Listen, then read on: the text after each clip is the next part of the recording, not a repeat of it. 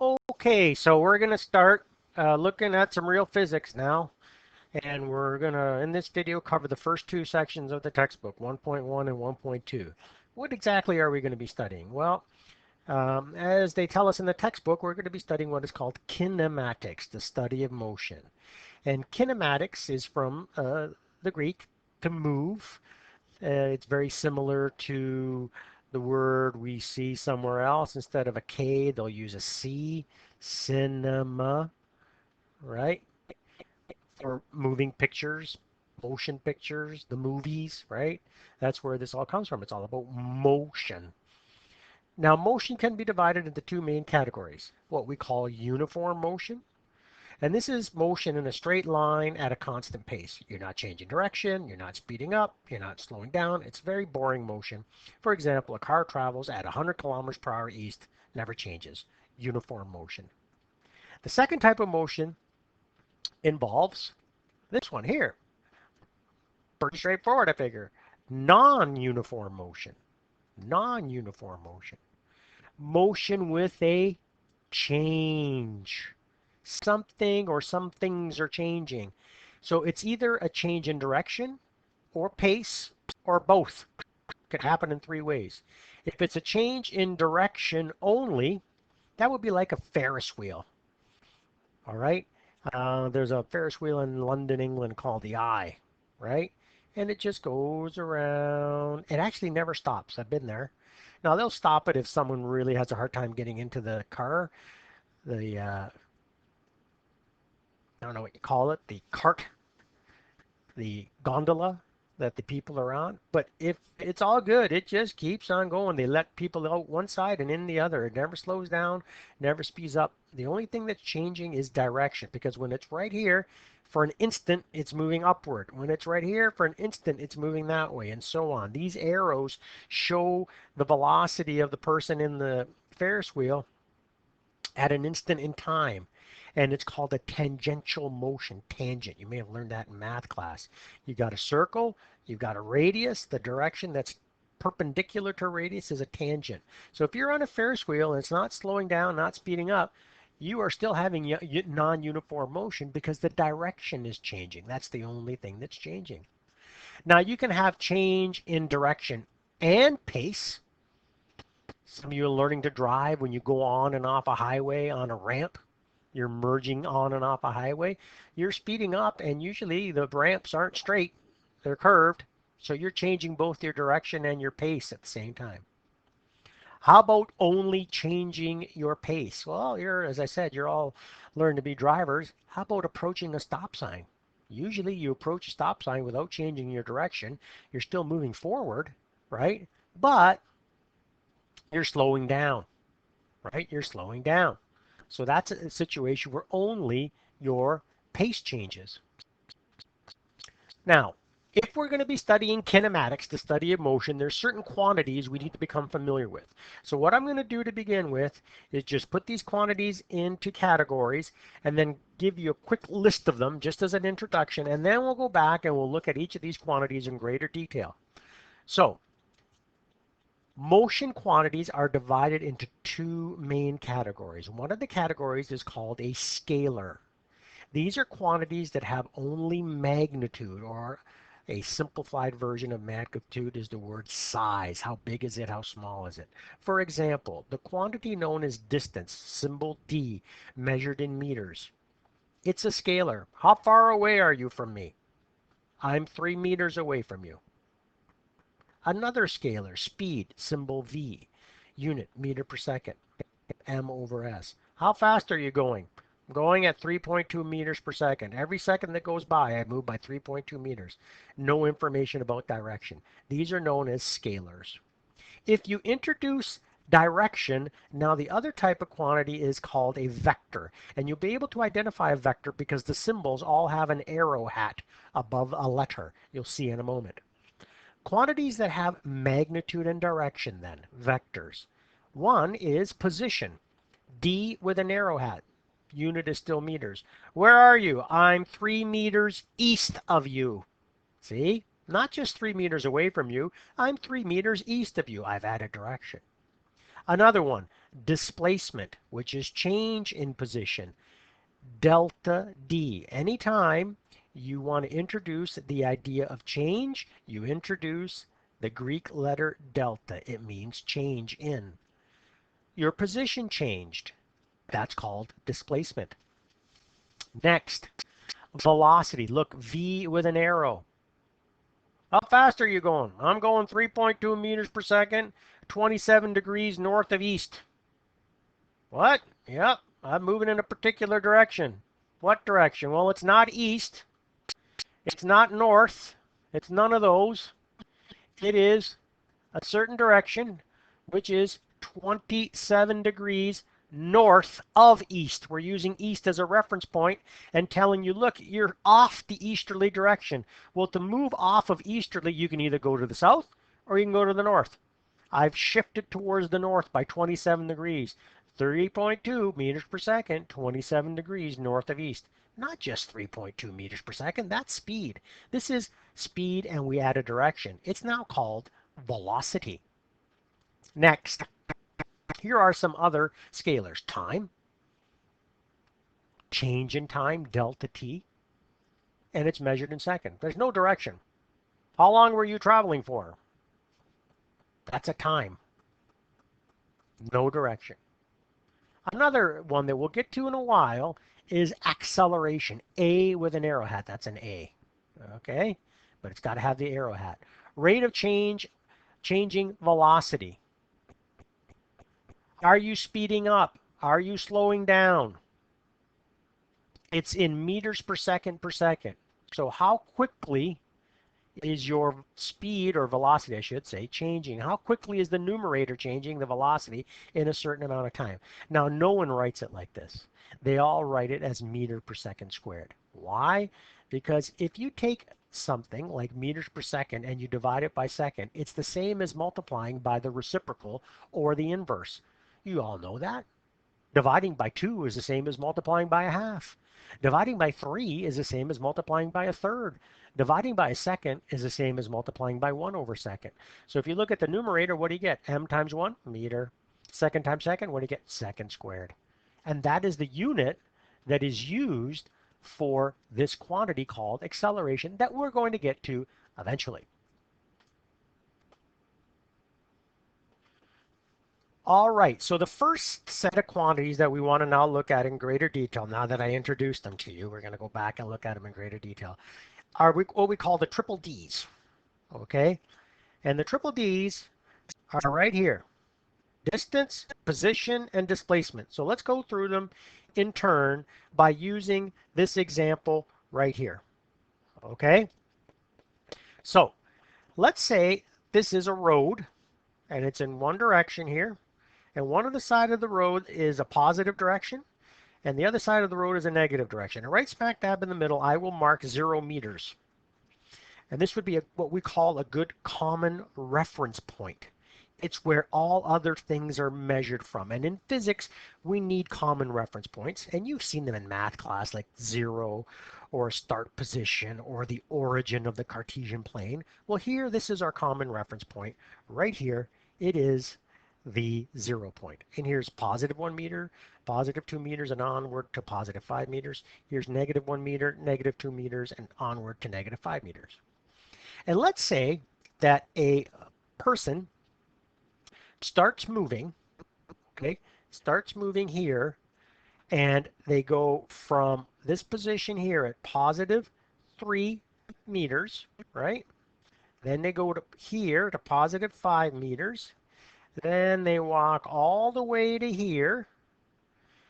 That's at negative 4 meters. And then they walk all the way to here to the negative 1 meter.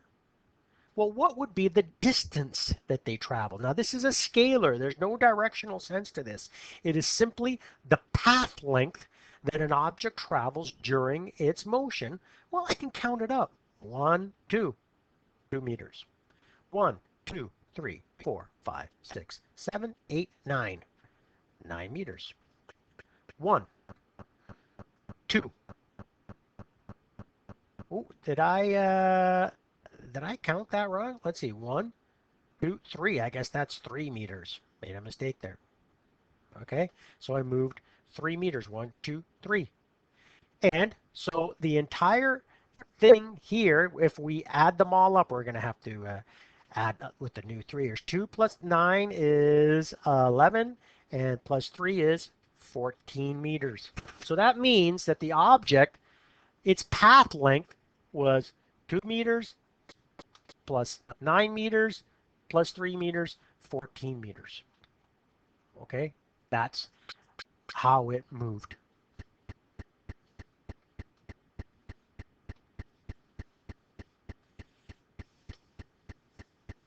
Now let's introduce some direction into this. Position. Position is the location of an object with respect to some common reference point, an origin, a zero. Where did this object start at? Well, it started right here, right? Right here at the positive 3 meter mark. Where did it end up? It ended up right here at the negative 1 meter mark. So those are positive and negative positions. You can see that the positive and negative sign add a sense of direction to this. It's not just, where are you? I'm 3 meters from the origin, from the zero. No, 3 meters from the origin, from the zero, can be here, but 3 meters from the origin can also be here. See, no direction. Ah, positive 3 meters is my position, direction. Okay? Next, displacement, delta D, change in an object's position. And we have our very first physics equation. I strongly recommend you start making a list of equations, maybe on a sheet of paper, call it my physics equations, so you can have them all in one place. Very handy to do that. And your first physics equation is displacement, change in position, displacement is equal to final position minus initial position. Well, the final position is negative 1 meters. The initial position is positive 3 meters. Look how I put them in brackets, right? Negative 1 meter in a bracket, positive 3 meters in a bracket. I keep the whole quantity together, right? I keep the whole quantity together. The unit, the number, and the direction. The unit, the number, and the direction, all nicely contained in a bracket. Highly recommended. Well, negative 1 meter minus positive 3 meters is negative 4 meters, and we have calculated the displacement of the object. The object is negative 4 meters from where it started. Okay, the object is negative 4 meters from where it started. So I can actually draw that here. Look, 1, 2, 3, 4. There's your displacement. You're negative 4 meters from where you started. I have to put a negative sign in here because if you say to me, oh, I'm 4 meters from where I started, well, are you 4 meters this way, positive, or are you 4 meters that way, negative? Vector. It's a vector. It's got a direction, it's got a magnitude, size, and it's got a unit. Has to be that way. Has to be that way.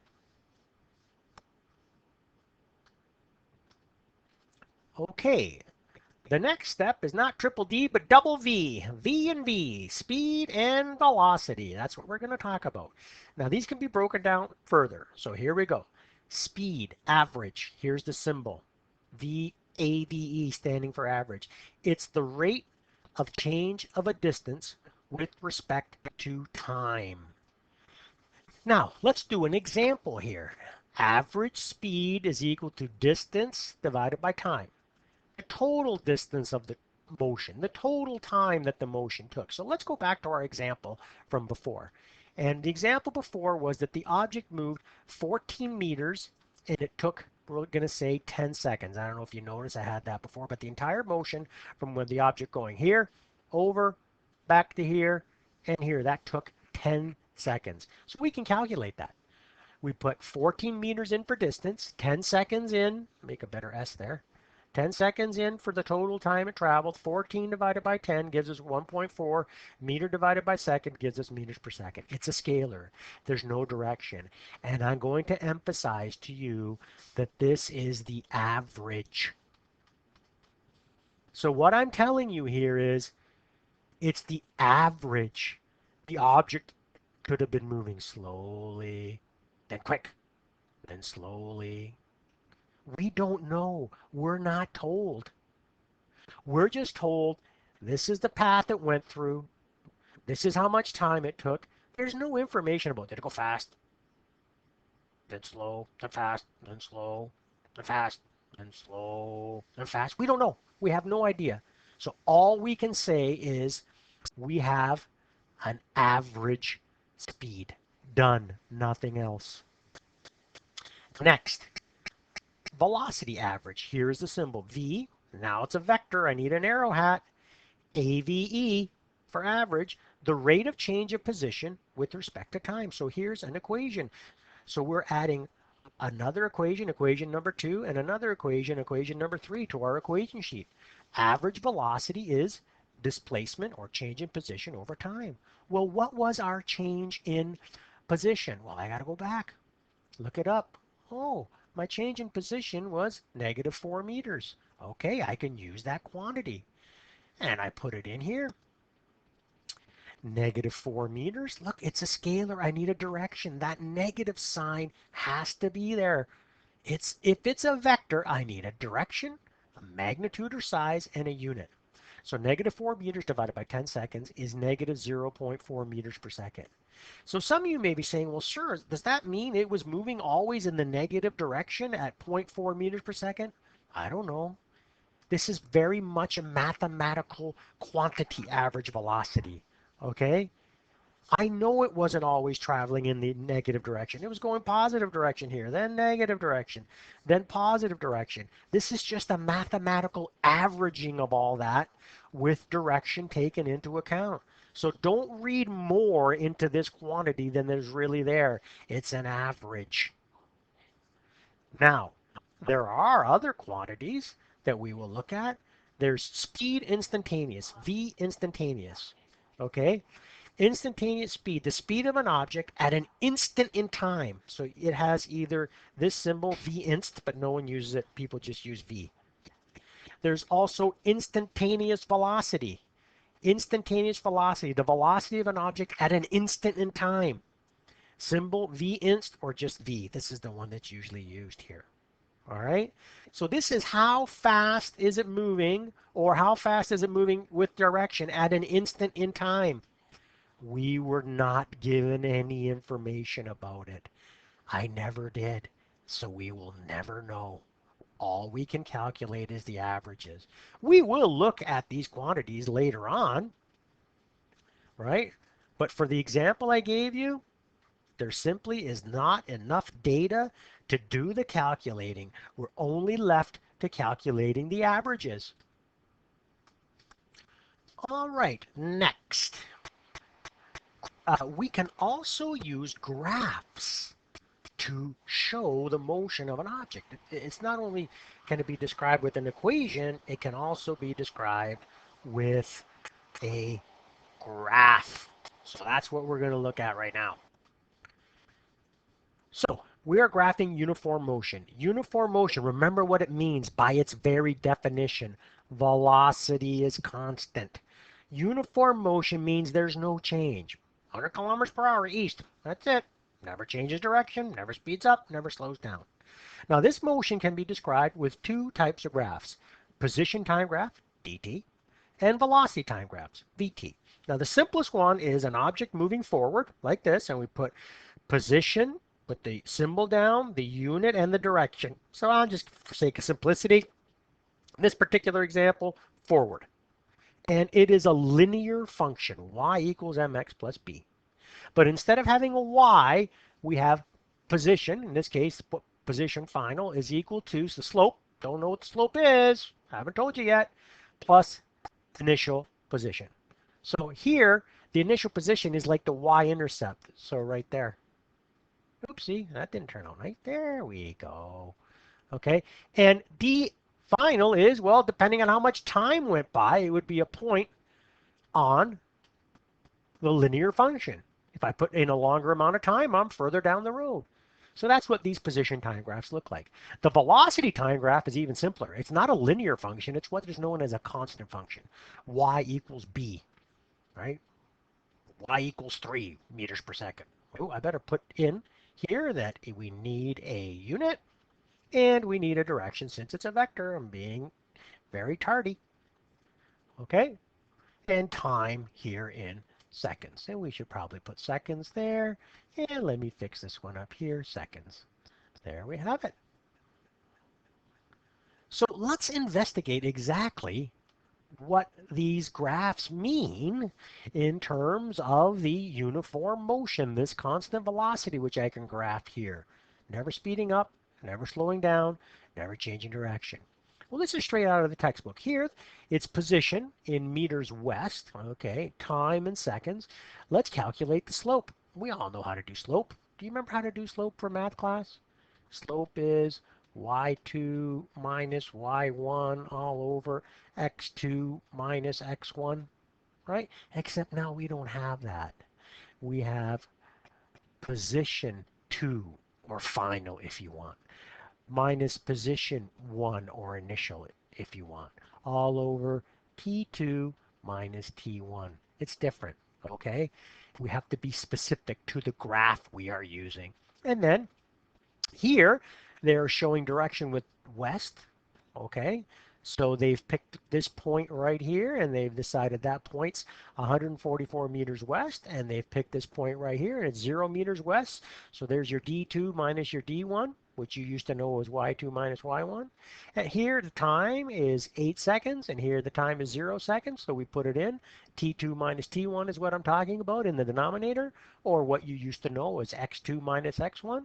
We do a little bit of fancy math, and we find the slope to be 18 meters per second west.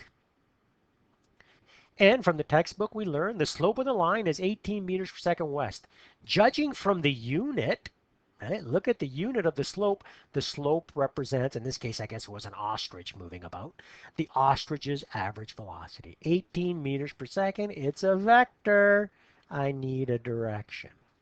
I have to put that in, or it's not a vector. Now, in some textbooks, and I do it quite often myself, sometimes I'll do stuff like let anything that's in the westerly direction be represented by positive quantities. You'll see this from sometimes. So this would be rewritten with this understanding, with this let statement as positive 18 meters per second, if we use that let statement. But one way or another, I got to have a direction, positive. I got to have a direction, west, because it's a vector. Look at the arrow hat. It's a vector. Vectors must have direction. Next, there is another way to analyze graphs, and we're going to analyze this velocity time graph. So it's velocity, vector in meters per second west. We're still dealing with this ostrich, I believe.